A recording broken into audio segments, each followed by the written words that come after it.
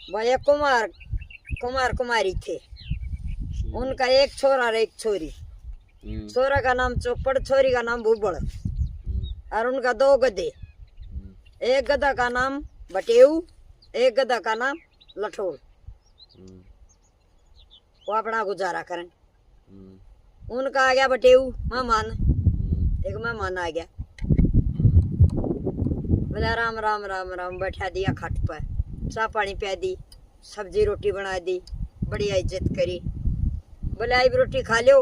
उनको मारता ही बोली बटेऊ ने भी खुआ ले, तू भी खा ले, मेहमान ने खुआ ले रोटी, तू भी खा ले। कुमार बोला वो चौपड़ आ जाए जब खा जाए।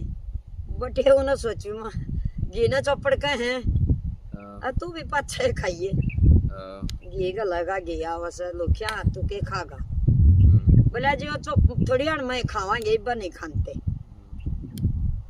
अगले